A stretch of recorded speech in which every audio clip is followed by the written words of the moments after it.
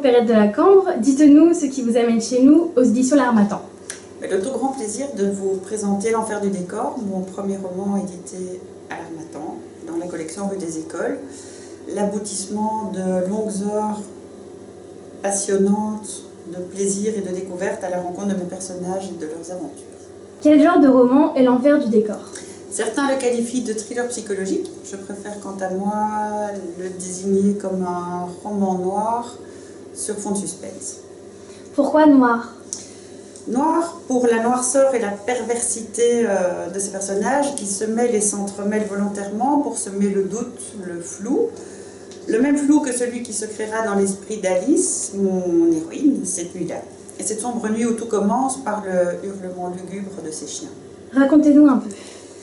Pour ne pas trop en dévoiler, je reprendrai à quelques mots près ma quatrième de couverture. Mais que faisait Charles, son compagnon, au fond du jardin? Et qui était cette ombre qui l'accompagnait? Pourquoi lui mentait-il? Alice, romancière, ne peut s'empêcher d'y penser. L'irruption dans sa vie de Camille et Antoine, les héros de son nouveau roman, vont l'emmener peu à peu vers un destin qu'elle n'avait pas imaginé. Qui est réellement Charles, l'homme qu'elle aime et dont elle partage la vie?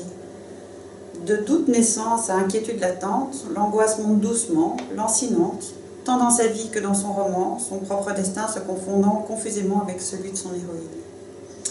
Sur fond d'intrigue policière, les personnages s'entremêlent, leurs caractères vicieux et retors se mélangent, créant ce décor au contour malsain qui peu à peu nous transporte et nous emporte dans les méandres d'une relation perverse et destructrice.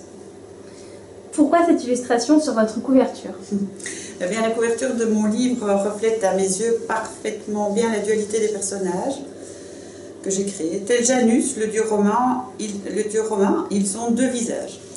Trouver cette image fut le point final de l'aventure de l'enfer du décor. Dans les premiers moments de sa rédaction, je l'avais appelé « Autopsie d'un amour ». Bon reflet aussi, je pense, du contenu de mon histoire.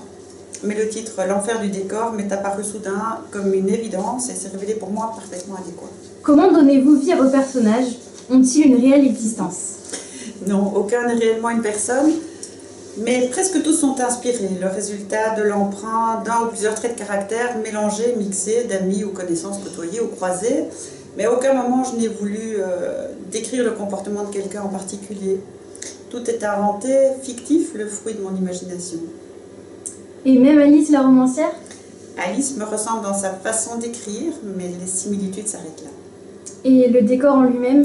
Une agréable commune des environs de Bruxelles où j'ai vécu un moment, remodelée elle aussi par mon imaginaire, mais certainement encore reconnaissable par certains. Et des chiens, les siens, les leurs, qui comme les miens, toujours assis à mes côtés ou couchés à mes pieds, accompagnent Alice quand elle écrit. Et le pseudo de la Cambre, pourquoi? Un petit délire familial, peut-être une légère gêne lors de la rédaction de mon premier roman, et un nom de famille du bois un peu trop commun. On a pensé à un parc de Bruxelles où les chiens adorent se promener et qui se nomme le bois de la Cambre. Et voilà, le lien a été fait et mon pseudo est aidé. D'autres projets? Oui, je termine actuellement un nouveau roman, L'envol de Colombe, que j'espère publier lui aussi bientôt. Une suite de l'enfer du décor? Non, rien à voir. Juste une nouvelle aventure pour Colombe comme pour moi. Merci.